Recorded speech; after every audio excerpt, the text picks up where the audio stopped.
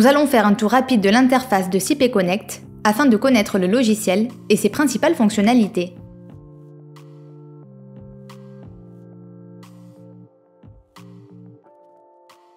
Tout d'abord, à partir du menu Fichier en haut à gauche, nous pouvons créer et sauvegarder des fichiers, générer des récapitulatifs et des plans une fois le travail terminé, ou gérer la licence d'utilisation.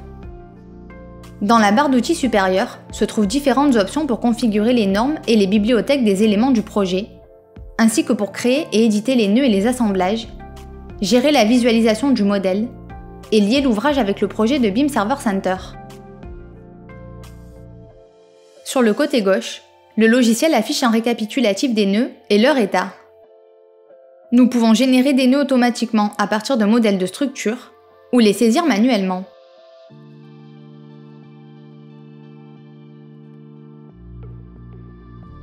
Les options situées en haut du tableau nous permettent d'ajouter, éditer et effacer des nœuds. Nous définissons les profilés intervenant dans chacun d'eux, ainsi que leur disposition. Si nous sélectionnons un nœud dans la liste, une vue 3D de celui-ci apparaît en bas.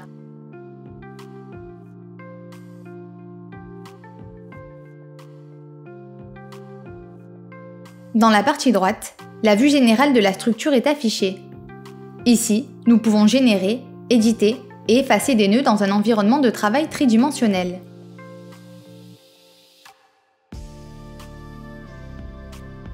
Le logiciel dispose également de barres d'outils avec des options additionnelles dans la partie supérieure qui permettent d'enregistrer l'ouvrage, d'annuler et rétablir des actions, d'obtenir des récapitulatifs et des plans, de nous connecter avec notre utilisateur BIM Server Center et d'accéder aux options générales de configuration et aux documents d'aide.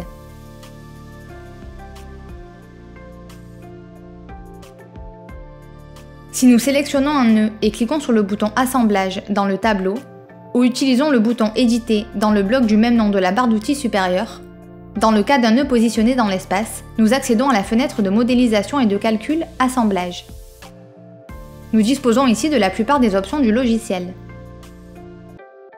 Cette fenêtre affiche 3 onglets dans la partie supérieure: Modèle, Calcul et Feuille.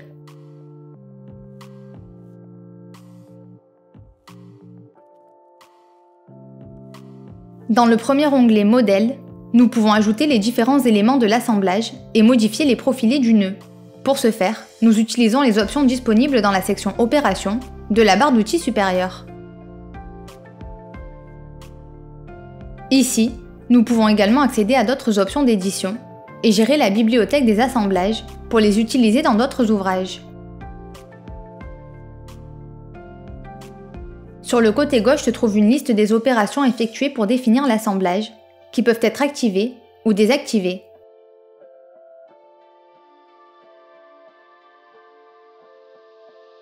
En sélectionnant chaque opération dans le tableau, nous pouvons configurer ses paramètres en utilisant les options du panneau central. À droite se trouve la fenêtre de visualisation du modèle de l'assemblage, où le résultat des opérations effectuées est affiché.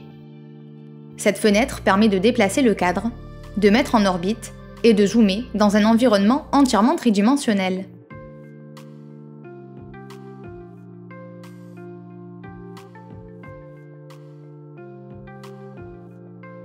Après avoir défini le modèle, nous accédons à l'onglet Calcul, où nous effectuons le calcul et la vérification de l'assemblage.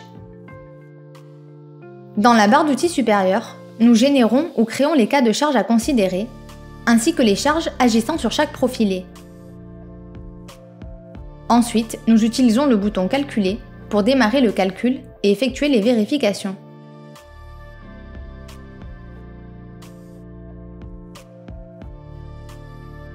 Une fois le calcul terminé, nous pouvons consulter les résultats dans les blocs de droite en les sélectionnant dans les menus déroulants, ainsi qu'obtenir les différents récapitulatifs.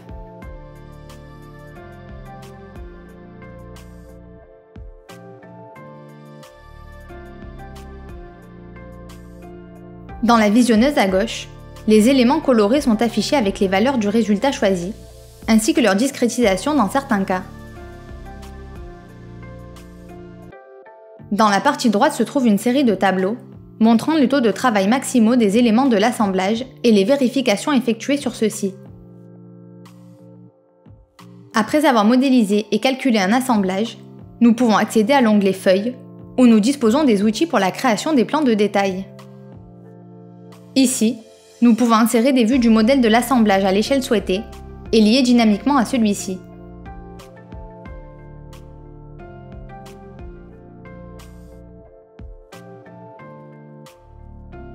Le logiciel comprend également les éléments de dessin traditionnels et les outils de cotation.